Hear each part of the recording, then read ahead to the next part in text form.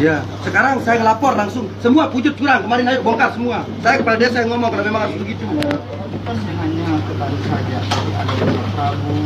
Iya, sekarang itu Prabu satu. Ada Sempol, ya. Makanya begini saja, kalau memang tidak percaya dengan hasil pleno yang kemarin, mari bongkar semua. Ya, jangan. Kita berdasarkan prosedur, mohon maaf ya. Mari bongkar kotak semua karena mereka semua curang. Ayo, kalau mereka kita saling tuduh. Kalau itu kan apa buktinya? Mari tunjukkan kami buktinya. Tapi ketika ditemukan masalah di dalam ini kan sekarang sudah bermasalah di pleno ini, saya yang gugat ya. Kepala desa masa percaya sama orang-orang itu? Oh, mungkin. Ya, saya gugat sekarang bongkar semua. Ya, Pujut Timur mari kita bongkar. Makanya jelaskan seperti apa mekanisme hukumnya. Kalau merasa keberatan, nanti saya keberatan desa saya dibuka ya. Laporkan kami. Makanya, yuk. Sekarang bongkar semua, saya minta Pak. Proses hukum, misalnya laporkan ke kepolisian, misalnya ada persoalan yang. Dari kemarin saya sudah laporkan waktu saya juga, sekarang hukuman percobaan saya tentang saya tidak bersalah, oke saya mengalah. Tapi sekarang jangan injak saya lagi dengan yang ini. Kotak suara itu tidak boleh dibongkar. Semua kalau dia dianggap bermasalah. Semua bermasalah ya, jangan atas anggapannya dia saja yang pegang kendali. Tapi saya juga lihat dengan mata kepala saya sendiri Pak. Saya tidak pernah pulang 10 hari di kecamatan. Saya bongkar sekarang ini Pak. Ada forum rapat pleno di tingkat kecamatan. Mana ketua plenonya mari bertemu sama saya sekarang. Pleno bukaan sekarang. Ada PPS di sana, kemudian yang membantu proses pleno. Nah itu kan pleno. Sekali lagi saya himbau seluruh televisi untuk tidak lagi menayangkan quick count dan menggantinya dengan hitung cepat KPU.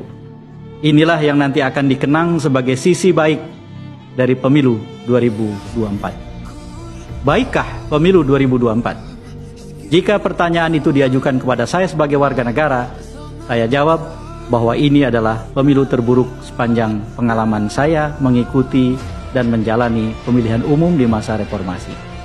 Salah satu indikatornya yang sangat penting adalah keterlibatan Presiden Joko Widodo dalam pemilu adalah keterlibatan dalam tingkat yang terburuk dibandingkan dengan semua pemilihan presiden yang pernah kita jalani.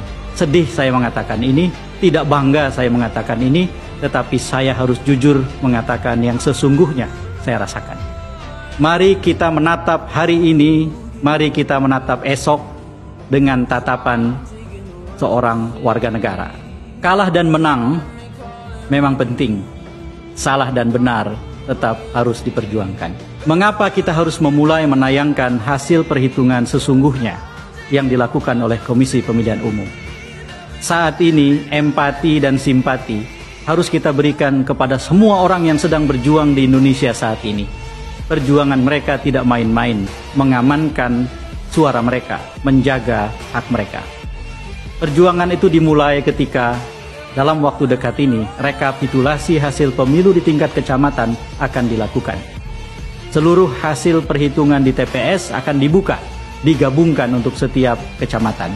Ini tidak sederhana dan juga amat sangat penting. Sebab rekap di tingkat kecamatan adalah rekap yang amat sangat penting karena untuk pertama kali seluruh hasil itu digabungkan. Penggabungan yang keliru berarti mencederai hak warga atau pemilih, dan itu tidak boleh terjadi. Siapa yang menjaganya? Yang menjaganya adalah banyak orang yang sekarang bersiap untuk menjadi saksi dalam rekapitulasi kecamatan. Mereka bukan hanya saksi, pekerjaan mereka bukan pekerjaan teknis. Mereka adalah pejuang di kubunya masing-masing, di kubu 01, di kubu 02, di kubu 03 untuk pemilihan presiden, di kubu semua partai politik. Mereka berjuang untuk memperjuangkan hak yang mereka miliki, mewakili banyak sekali orang yang haknya harus dijaga. Bayangkan jika televisi membombardir dengan hasil quick count yang seolah-olah pemilu sudah selesai. Kita sama sekali tidak menghargai perjuangan mereka. Selain itu, sekali lagi, quick count adalah perlengkapan teknis memprediksi hasil. Quick count bukan hasil itu sendiri. Mari kita hormati para pejuang yang di tengah kesempitan yang mereka miliki di tempat masing-masing sedang berjuang untuk menjaga suara mereka, mewakili banyak suara yang harus mereka jaga. Quick count sudah tampil hasilnya.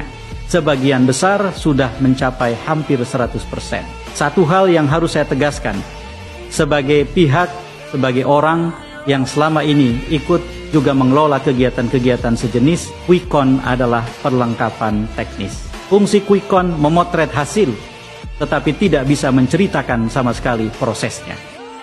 Baik atau buruk, bagus atau busuk, yang terjadi dalam proses menuju 14 Februari tidak pernah tertangkap oleh quick count. Siapakah yang menangkap itu? Yang menangkap adalah setiap orang.